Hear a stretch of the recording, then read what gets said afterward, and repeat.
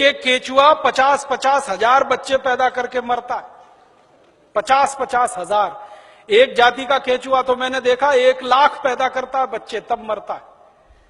तो वो एक जिंदा है, उसने 1 लाख पैदा कर दिए, अब वो 1-1 लाख पैदा करेंगे, करोड़ों केंचुए हो जाएंगे अगर गोबर डालना शुरू किया। और केंचुए ज्यादा होंगे तो मिट्टी फिर उलट पलट होने लगेगी, मिट्टी में छिद्र बनने लगेंगे, तो बारिश का जितना भी पानी गिरेगा सब मिट्टी में आ जाएगा।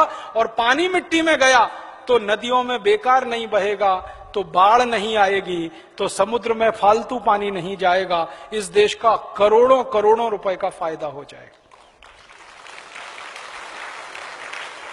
इसलिए आप किसानों को समझाओ, गोबर की खाद डालो। फिर कुछ किसान कहेंगे जी उत्पादन होगा क्या? उनसे कहना गारंटी मेरी, गारंटी भारत स्वाभिमान ट्रस्ट की। थोड़े दिन में भारत स्वाभिमान ट्रस्ट की तरफ से हम किसानों को कहेंगे कि आप बिंदास गोबर की खाद डालो, गारंटी हमारी, 1 ग्राम भी उत्पादन कम नहीं होगा। कैसे कम नहीं होगा? डालने का तरीका है। डालने का तरीका क्या है? अभी किसान गोबर कैसे डालते हैं? गोबर डालते हैं, वो घूरा है, घूरा गांव में कचरा डालने का, वहां गोबर इकट्ठा करते हैं। 6 महीने, 8 महीने, साल भर वो सूखता रहता है और सूख सूख के उसकी सारी ताकत निकल जाती है। फिर वो सूखा हुआ गोबर हम डालते हैं, इससे उत्पादन ज्यादा नहीं आता। गोबर को हमेशा गीला डालना चाहिए, ताजा डालना चाहिए। गोबर को अगर पानी में घोल के डालो ना तो वही 3 गुना ज्यादा फायदा करता है। तो किसानों को यह समझाओ कि गोबर को सुखा के खेत में ना डालें, उसको पानी में घोल के डालें। तो कैसे घोलेंगे पानी में, उसका फॉर्मूला लिख लो आप। और जो जो गांव में जाने वाले कार्यकर्ता है, ये सब किसानों को आप बोलो कितना गोबर डालना है, कितना पानी उसमें मिलाना है, कितने बीघे के लिए काम में लाना है उसको। अब आपको मैं एक मोटी सी बात बता देता हूं। 1 एकड़, 1 एकड़ माने 2.5 बीघा, 5 बीघा नहीं, 2.5 बीघा। तो एकड़ 2.5 बीघे का हिसाब जोड़कर बताता हूं। एक किसान को एक बार में 1 एकड़ फसल के लिए कितना गोबर डालना पड़ेगा? गीला करके डालेंगे तो 10 किलो गोबर, बस 10 किलो गोबर, 10 किलो गोबर। फिर से सुन लो, 10 किलो, ज्यादा नहीं बोल रहा हूं, 100 किलो नहीं, 10 किलो गोबर 1 एकड़ के लिए। डालना कैसे? लिख लो 10 किलो गोबर। फिर इसमें चाहिए 10 लीटर मूत्र, जिस जानवर का गोबर उसी का मूत्र। गाय का गोबर तो गाय का मूत्र, भैंस का गोबर तो भैंस का मूत्र, बैल का गोबर तो बैल का मूत्र। अब आप बोलोगे गोबर तो इकट्ठा कर लेंगे, मूत्र कैसे इकट्ठा करें? जानवर जो मूत्र देते हैं ना, जहां पे आप जानवरों को रखते हो वहां पे पत्थर वत्थर लगा के एक छोटी सी नाली बना लो और उसमें ढाल लगा दो। जितना भी वो पेशाब करेंगे वो नाली में आ जाएगा। नाली के आगे एक खड्डा खोद दो, वो सारा उसमें जमा हो जाएगा, फिर वो ले लो। और मैं आपको एक अच्छी बात बताता हूं, जानवरों के मूत्र की कोई एक्सपायरी डेट नहीं है। 1 साल, 2 साल, 3 साल, 5 साल, 10 साल, 20 साल, 50 साल खराब ही नहीं होता। तो चिंता करने की बात ही नहीं है। तो इकट्ठा होता रहेगा, खड्डे में डालते रहो। तो 10 किलो गोबर, 10 लीटर मूत्र, ठीक है। फिर इसमें मिलाना है लगभग 1 किलो गुड़, आधे से 1 किलो गुड़। गुड़, गुड़ तो आप सब जानते हो। एक तो गुड़ होता है जिसको आप खा लेते हो, एक तो गुड़ ऐसा होता है जिसको जानवर खा लेते हैं, और एक गुड़ ऐसा होता है जिसको कोई नहीं खा सकता। गीला गीला, पुराना पुराना, काला काला, वो गुड़ खेत के बहुत काम का है। जो सबसे घटिया गुड़ है, जिसको ना जानवर खा सकते हैं ना आपका, वो खेत के लिए बहुत काम का है। तो वो गुड़ ले लो, आधे से 1 किलो।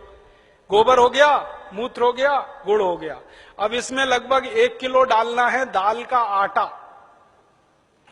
दाल है ना, दाल, अरहर की दाल, मूंग की दाल, उड़द की दाल, चने की दाल, सोयाबीन की दाल, खेसारी की दाल, कोई भी दाल, 1 किलो उसका आटा। 4 चीजें हो गई, गोबर, गोमूत्र, गुड़, दाल का आटा।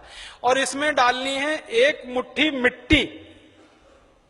1 मुट्ठी में आधा किलो या 1.25 किलो तक मिट्टी आती है। मिट्टी कहां से लानी है? आपके खेत के आसपास अगर पीपल का कोई पेड़ है, बरगद का कोई पेड़ है, तो उसके नीचे से खोद लो मिट्टी। पीपल के पेड़ के नीचे की या बरगद के पेड़ के नीचे की? पीपल और बरगद के पेड़ के नीचे की ही मिट्टी क्यों खोदना? आपको मालूम है पीपल और बरगद के पेड़ हर समय ऑक्सीजन देने वाले पेड़ हैं, और ज्यादा ऑक्सीजन देने वाले पेड़ के नीचे जीवाणुओं की संख्या बहुत होती है।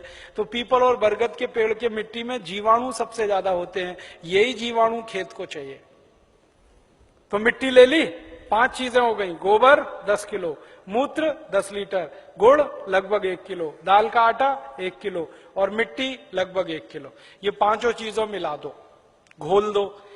हाथ से घोल लेना, खराब नहीं होंगे हाथ, नहीं तो डंडे से घोल देना। एक ड्रम में घोल लेना, प्लास्टिक के ड्रम में घोल लेना, नहीं तो लोहे के ड्रम में घोल लेना। प्लास्टिक का होगा तो अच्छा, लोहे वाला क्षरण ज्यादा होता है। अब इसको घोल के 15 दिन रख देना, 15 दिन रख देना। घोलने में तकलीफ आए तो थोड़ा पानी मिला देना, ज्यादा मत मिलाना, थोड़ा ही मिलाना। घोल के 15 दिन रख देना। 15 दिन के बाद ये खाद तैयार हो जाएगा। इस खाद में क्या होगा, करोड़ों करोड़ों सूक्ष्म जीवाणु पैदा हो जाएंगे। वो जो मिट्टी डाली ना, मिट्टी के जीवाणु अगर 1 लाख हैं तो 15 दिन में वो 100 करोड़ से ज्यादा हो जाएंगे। ढक के रख लो तो अच्छा है, छांव में रखना सबसे अच्छा, धूप में बिल्कुल मत रखना, पेड़ के नीचे की छांव में रखना, नहीं तो कोई ऐसी जगह रखना जहां सूर्य का प्रकाश ना आता हो, और इस पे कपड़ा बांध दो, ढक्कन लगा दो, जैसे है ढक लो। अब ये 15 दिन में तैयार हो गया, इसमें करोड़ों जीवाणु तैयार हो गए। अब ये जीवाणु घोल, इसको जीवाणु घोल कहते हैं, इसको खेत में डालना है। डालने से पहले इसमें पानी मिलाना है, और पानी कितना मिलाना है, जितना गोबर था उसका 10 गुना पानी, 10 गुना कम से कम, 100 लीटर पानी, 10 किलो गोबर तो 100 लीटर पानी, और ज्यादा से ज्यादा पानी मिला सकते हैं तो 200 लीटर। तो 100 से 200 लीटर पानी मिला लिया। अब ये पूरा परफेक्ट घोल हो गया। इसको 1 एकड़ के खेत में छिड़कना है, जैसे पानी छिड़कते हैं ना मिट्टी दबाने के लिए, ऐसे ही छिड़कना है बस। आप इसको छिड़क देंगे तो ये करोड़ों जीवाणु मिट्टी में पहुंच जाएंगे, तो मिट्टी में जीवाणुओं की संख्या बढ़ती जाएगी, और मिट्टी में सारा खेल खेलने का काम जीवाणु करते हैं। आपको मालूम है जीवाणु क्या करते हैं? जीवाणु सारा काम करते हैं। पौधे की जड़ को नाइट्रोजन की जरूरत है तो ये जीवाणु उपलब्ध कराते हैं। पौधे की जड़ को कैल्शियम चाहिए तो ये जीवाणु उपलब्ध कराते हैं। पौधे की जड़ को आयरन चाहिए तो ये जीवाणु, माने पौधे को बड़ा होने के लिए जितने भी सूक्ष्म पोषक तत्व चाहिए और फिर वो हमारे शरीर में वास्तव में चाहिए, वो सब इन जीवाणुओं की करामात से ही मिलता है। तो पौधे की जड़ को भरपूर सूक्ष्म पोषक तत्व मिलने लगेंगे, पौधे की बढ़त बहुत तेज होगी, और जिस पौधे की बढ़त अच्छी होगी उसका फल अच्छा होगा, जिसका फल अच्छा होगा उसका उत्पादन अच्छा होगा। अब इसमें समय लिख लो, कितनी बार डालना, कब डालना। सबसे अच्छा तरीका यह होता है कि खेत को जब जोतने की तैयारी करें ना, जोतें, बीज डालने से पहले खेत जुताई होती है ना, खेत जुताई करते ही 1 दिन डाल दो। आज जुताई किया, कल डाल दो, जुताई करके डाल दो, ये पहली बार, ठीक है। फिर इसके डालने के 2-3 दिन बाद या 4 दिन बाद या 5 दिन बाद बुआई कर दो। है कितना डाल सकते हैं बताए ना? 1 एकड़ में जितना तैयार हुआ 200 लीटर वो, तो आपने इसको जोत के 1-2 दिन में डाल दिया, फिर बीज बो दो। बीज बोने के 21वें दिन में फिर डाल देना। आज बीज बोया तो ठीक 21 दिन बाद एक बार फिर डाल देना। क्या होता है ना, बीज में से अंकुरण होता है, और अंकुरण होने के 21वें दिन तक वो मिट्टी की ताकत से बढ़ता है। फिर 21 दिन के बाद वो सूर्य की ताकत से बढ़ना शुरू हो जाता है, फोटोसिंथेसिस जिसको कहते हैं, प्रकाश संश्लेषण की क्रिया। सूर्य ताप से खाना बनाना शुरू कर देता तो बढ़त तेज हो जाती है। तो और आप मोटी सी एक बात याद रखो कि हर 21वें दिन पे डाल देना। आज डाला, 21 दिन बाद डाला, फिर 21 दिन बाद डाला, फिर 21 दिन बाद डाला, तो एक फसल अगर आप समझ लो 4 महीने की है तो लगभग 5 बार डालना पड़ेगा। कोई फसल 6 महीने की है तो 7-8 बार डालना पड़ेगा। 8 महीने की है तो 10-1 बार डालना पड़ेगा। अब इसमें खर्चा क्या है? जानवर अगर घर के हैं तो गोबर फोकट का, मूत्र फोकट का, गुड़ मैं कह रहा हूं सबसे सड़ा हुआ, जिसको फेंक देते हैं वो भी फोकट में मिल जाएगा। पानी तो फोकट का है ही, थोड़ा दाल वाल लेना पड़ेगा तो उसका खर्चा आएगा, लेकिन किसान अगर दाल पैदा करता है तो वो भी घर की हो जाएगी। माने खाद बनाने का खर्चा लगभग शून्य आएगा, मेहनत लगेगी, पूंजी में पैसा कम से कम खर्च होगा। और ये खाद जो तैयार होगी इसमें जबरदस्त क्वालिटी है, क्योंकि इसमें कैल्शियम भरपूर, आयरन भरपूर, फास्फोरस भरपूर। क्या क्या इसमें है? गोबर है, गोबर में कैल्शियम है, आयरन है, सल्फर है, सिलिकॉन है, कोबाल्ट है, मैग्नीशियम है, मैग्नीज है, 18 सूक्ष्म पोषक तत्व हैं जो चाहिए मिट्टी को। फिर गुड़ है, गुड़ में जबरदस्त फास्फोरस है, गुड़ में जबरदस्त कैल्शियम है, फिर मूत्र में ये सब है। तो जो सूक्ष्म पोषक तत्व हमें चाहिए वही मिट्टी को चाहिए, वो सब इस खाद में भरपूर है। यूरिया में नहीं है, डीएपी में नहीं है, यूरिया में कैल्शियम नहीं है, डीएपी में कैल्शियम नहीं है। और कैल्शियम सबसे प्रमुख आधार है मिट्टी के लिए, क्योंकि खेत में कैल्शियम होगा तो पौधे में होगा, पौधे में होगा तो फल में होगा, फल में होगा तो भोजन में होगा, भोजन में होगा तो शरीर में होगा, शरीर में होगा तो हड्डियां मजबूत, हड्डियां मजबूत तो शरीर मजबूत। ये सारा साइकिल इसी कैल्शियम के उस पे है। तो ये तो गोबर की खाद से ही मिलेगा, यूरिया डीएपी से मिलने ही वाला नहीं है। तो किसान को ये समझाइए आप। अब आपको समझ में आ गया, हर 21 दिन में डालना है, जबरदस्त फसल आएगी। पहली बार जब आप डालोगे ना तो किसान थोड़ा झिझक करेगा, उसको भरोसा नहीं है, विश्वास नहीं है, तो उसको कहना कि भाई तुम डालो, नुकसान तुम्हारा नहीं होगा। मैंने बहुत किसानों का हिसाब निकाला है, खराब से खराब खेत में जब गोबर का खाद डालते हैं ना तो गेहूं का उत्पादन पहले साल की तुलना में थोड़ा ही कम आता है, लेकिन उत्पादन जितना कम आता है उससे ज्यादा खर्चा बच जाता है, तो वो बराबर मामला बैठता है। हम यूरिया डीएपी में खर्चा करते हैं हजारों रुपए का, तब उत्पादन लेते हैं। यहां खर्चा ही नहीं है, थोड़ा उत्पादन कम भी हुआ तो फायदा ही है, नुकसान कुछ नहीं, इसलिए किसी किसान का नुकसान नहीं। और 2-3 साल लगातार आपने डाल दिया तो उत्पादन बढ़ना शुरू हो जाता है, लगातार बढ़ता है। और 10-12 साल में तो कई खेत ऐसे हैं जहां उत्पादन सीधे डबल हो जाता है, 100% की बढ़ोतरी हो जाती है। नहीं, छानने की जरूरत नहीं है, ऐसे ही डालो। उसमें जितना कचरा है सब खेत में जाने दो, क्योंकि कचरे में जीवाणुओं की संख्या और तेजी से बढ़ेगी, छानने की जरूरत नहीं है। अब आप डालोगे कैसे, ये प्रश्न है। तो उसके लिए 4 विधि है। पहली विधि ये है कि सीधे डब्बा लो और छिड़काव करो, खेत पे भरो और छिड़क दो, भरो और छिड़क दो। अब कहोगे जी खेत बहुत बड़ा है, ये तो नहीं चल सकता, तो दूसरा तरीका बताता हूं। खेत में पानी लगाते हैं ना, पानी में डाल दो। नाली में से पानी जा रहा है ना, एक टंकी में भर के ये खाद रख दो, उसमें नल लगा दो, टोटी खोल दो, टपक टपक पानी में गिरता रहेगा, खेत में चला जाएगा। ये दूसरा तरीका। तीसरा तरीका ये है कि अगर किसी के घर में जानवरों की संख्या ज्यादा है तो गोबर ज्यादा होगा उसके पास, तो थोड़ा सा गोबर तो इसमें इस्तेमाल हुआ, बचे हुए गोबर का क्या करेंगे? तो बचा हुआ गोबर अगर सूखा है तो उसको इसी में डाल देना 15 दिन के बाद 200 लीटर पानी मिला के, तो वो गोबर भी गीला हो जाएगा। गीले गोबर के लड्डू बना लो और लड्डुओं को खेत में फेंक दो तो खाद पहुंच जाएगा। और एक तरीका है, खेत में से मिट्टी खोद लो, मिट्टी खोद लो, मिट्टी में ये पूरा घोल मिला दो, मिट्टी गीली हो गई, मिट्टी के लड्डू बना लो, लड्डुओं को खेत में फेंक दो तो खाद पहुंच जाएगा। तो पानी के साथ दे सकते हैं, छिड़क के डाल सकते हैं, गोबर या मिट्टी को लड्डू बना के डाल सकते हैं। और एक आखिरी तरीका है, स्प्रे मशीन अगर अपने पास है तो उसका आगे से नोजल निकाल दो, नोजल निकाल दो, फिर उससे स्प्रे कर दो। अब इसमें ध्यान ये रखना है कि ये फसल पे स्प्रे नहीं होगा, ये जमीन पे होगा, मिट्टी पे होगा। फसल पे डालने से फायदा नहीं मिलेगा, मिट्टी में डालना है इसको।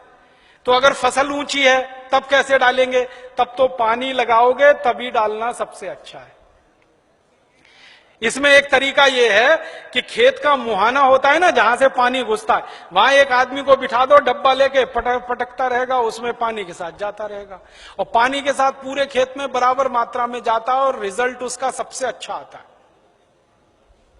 और एक तरीका है इसको डालने का, अगर आपके घर में गोबर का वो बनाते हैं ना, क्या कहते हैं उसको, कंडा कहते हैं, उपला कहते हैं, क्या कहते हैं, कंडा उपला जो भी कहते हैं, उसको जलाते हैं, जलाने के बाद राख निकलती है ना, वो राख इकट्ठी कर लो और ये घोल और राख मिला दो और फिर लड्डू बन जाएंगे, फिर खेत में छिड़क दो, तो इसका तो जबरदस्त उत्पादन आता है।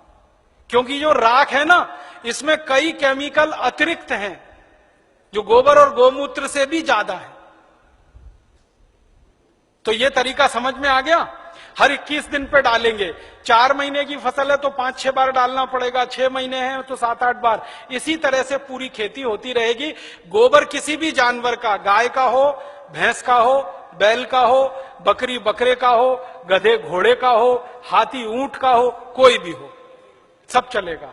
मूत्र भी किसी जानवर का, ठीक है। और आधा आधा मिले तो वो भी चलेगा। गाय का आधा ले लिया, भैंस का आधा, किसी के पास गाय नहीं हो, किसी के पास भैंस नहीं हो, एक एक गाय एक एक भैंस, और खेत बड़ा है तो आधा आधा सब मिक्सिंग करके चलेगा। बस एक ही सावधानी रखना कि जो जो गाय का गोबर लो तो वो देशी गाय हो तो अच्छा होगा। जर्सी का फायदा पूरा नहीं करेगा, और जर्सी का ही गोबर है तो उसमें देशी का मिला लेना, नहीं तो कोई फायदा नहीं करेगा। जर्सी गाय है, उसका गोबर है, उसमें देशी गाय का 1-2 किलो गोबर मिला लेना, वो वैसे ही काम करता है जैसे 100 किलो दूध में 1 चम्मच दही डालो तो पूरा दूध दही हो जाता है। वैसे ही 100 किलो जर्सी गाय के गोबर में 1 किलो देशी का डाल दो तो देशी गाय के जीवाणु अपनी संख्या अपने आप बढ़ा लेते हैं। और धीरे धीरे मेरी बात मानो तो जर्सी गाय बेचते जाना, देशी लेते जाना, क्योंकि ये जर्सी गाय के दूध में दम नहीं है। आपको मालूम नहीं है, दुनिया में भारत को छोड़कर जर्सी गाय का दूध कोई देश नहीं पीता। डेनमार्क में सबसे ज्यादा जर्सी गाय है। डेनमार्क वाले दूध ही नहीं पीते। क्यों नहीं पीते? कैंसर होने की संभावना है जर्सी गाय के दूध से। घुटनों का दर्द तो तुरंत हो जाता है, बड़ी बड़ी बीमारियां होती हैं। और जर्सी गाय को एक खतरनाक बीमारी होती है, मैड काउ डिसीज। उस बीमारी के चक्कर में दूध भी उसका प्रदूषित होता है, इसलिए जर्सी का दूध दुनिया में कोई नहीं पीता। डेनमार्क की सरकार तो दूध ज्यादा होने पर समुद्र में फेंकवा देती है। आपको सुनकर हैरानी होगी, डेनमार्क में दूध बहुत है, चाय बिना दूध की पीते हैं सबके सब, क्योंकि वो दूध उनको खराब लगता है। तो जर्सी गाय बेच के देशी लेते जाना। भैंस हो तो उसका तो चल जाएगा, बैल का चल जाए। अब एक आखिरी चीज और बता दूं, उसको आप लिख लो। ये तो हुआ खाद। अब किसान कहेगा कीड़ा लग गया तो, कीड़ा लग सकता है ना, तो उसका भी एक फॉर्मूला लिख लो। कीड़ा अगर लगता है, कीट लगता है, तो उसकी दवा भी हम खुद बना के छिड़क सकते हैं, पैसा खर्च करने की जरूरत नहीं। कीड़ा मारने की दवा कैसे बनेगी? 20 लीटर जानवरों का पेशाब ले लो, गाय का, बैल का, भैंस का, 20 लीटर, ठीक है। ये 1 एकड़ के लिए बता रहा हूं। फिर इसमें 2.5-3 किलो नीम के पत्ते की चटनी डाल देना। नीम के पत्ते की चटनी, नीम का पत्ता है, पीस के चटनी बना के डाल देना, 2.5-3 किलो। और आकड़ा देखा है? आकड़ा, आकड़ा के पेड़ के पत्ते की भी चटनी डाल देना, 2.5-3 किलो। आकड़ा, आक कहते हैं, आक, कुछ लोग अकौआ कहते हैं उसको। आक, आकड़ा, अकौआ, हाँ वही जो हनुमान जी पे चढ़ाते हैं, जिसमें सफेद सफेद दूध निकलता है। और एक तीसरा पत्ता है, सुनो सुनो भाई, एक तीसरा पत्ता है बेशरम। बेशरम जो है ना, अक्सर गांव में घुसते हैं ना, तो दोनों तरफ किनारे किनारे लगा रहता, पान के जैसा पत्ता, बैगनी रंग का फूल आता है, उसमें ना खुशबू होती है ना कुछ होता है, बिना पानी के बिना बीज के होता है, इसलिए बेशरम कहते हैं। तो 2-2.5 किलो ले लो। और एक पत्ता है आपके गांव में अगर मिले तो, सीताफल का पत्ता, शरीफा जिसको कहते हैं, सीताफल शरीफा, उसका पत्ता 2-2.5 किलो ले लो। और अगर गांव में मिल जाए ना तो वो घास आती है ना, कांग्रेस घास, उसको चटनी बना के डाल दो, 2-2.5 किलो। और इसमें थोड़ा सा खूब तीखी लाल मिर्च हो, हरी मिर्च हो, तो वो पीस के डाल दो, 250-300 ग्राम। लहसुन पीस के डाल दो, आधा किलो के करीब। गाजर घास, वही वही। और मैं आपको एक मोटी सी बात बताता हूं, वो याद रखो, जिन जिन पत्तों को गाय नहीं खाती, फिर से सुनो, जिन जिन पत्तों को गाय नहीं खाती और आपके गांव में उपलब्ध है, वो सब पत्ते पीस के डाल दो इसमें। गाय को खिला के देख लो, खा रही है तो नहीं डालना, नहीं खा रही है तो पीस के डाल देना है। मोटी बात याद रखो। तो 3-4 तरह के पत्ते डाल दिए, थोड़ा लहसुन डाल दिया, थोड़ा मिर्ची डाल दी, 20 लीटर मूत्र में डाल के इसको उबालना है, गर्म करना, उबाल के ठंडा कर लो, ठंडा करके 200 लीटर पानी मिला दो। अब ये दवा तैयार हो गई, कीटनाशक। इसको स्प्रे कर दो किसी भी फसल पे, तो 48 घंटे माने 2 से 3 दिन में सारे कीट खत्म कर देता है। 1 पैसे का खर्चा नहीं होता, बाजार से कुछ नहीं लाना पड़ता। ये हर फसल में काम आता है, गेहूं में, चावल में, चने में, दाल में, मटर में, गन्ने में, हर तरह की फसल में ये उपयोग हो सकता है। तो कीटनाशक दवा बनाने का आपको मालूम, खाद बनाने का आपको मालूम। अब यूरिया, डीएपी और एंडोसल्फान गांव गांव से हमें बंद कराना है। 4,80,000 करोड़ रुपए किसानों का बचाना है, 2,32,000 करोड़ रुपए शहर वालों का बचाना है। ये दोनों मिला दें तो करीब 7-8 लाख करोड़ रुपए देश का हम बचा सकते हैं स्वदेशी आंदोलन की ताकत से। और बाहर से जो इंपोर्ट हो रहा है करीब 7 लाख करोड़ का, अगर पक्के स्वदेशी वाले लोग हो जाएं तो इंपोर्टेड चीजें भी बंद हो सकती हैं। 14 लाख करोड़ का फायदा, माने इतना बड़ा फायदा हम पूरे देश को दे सकते हैं अपने स्वदेशी आंदोलन और अभियान से। इसलिए स्वदेशी आंदोलन और अभियान को गांव गांव जाके चलाना है। और आपको इसके लिए उस जमाने में लोकमान्य तिलक ने जैसा परिश्रम किया, महात्मा गांधी ने जैसा परिश्रम किया, विपिन चंद्र पाल ने जैसा परिश्रम किया और क्रांतिवीरों ने जैसे परिश्रम किया, वैसा ही परिश्रम आपको करना है। ताकि क्या होगा, जैसे आज हम लोकमान्य तिलक का नाम याद रखते हैं अपने देश के लिए, अपनी सभ्यता के लिए, अपनी आजादी के लिए, वैसे ही आपका नाम आने वाली पीढ़ियां याद रखेंगी इस देश के दूसरे स्वदेशी आंदोलन के लिए। ऐसा कहकर मैं आपका आभार व्यक्त करता हूं, बहुत बहुत आपको धन्यवाद देता हूं।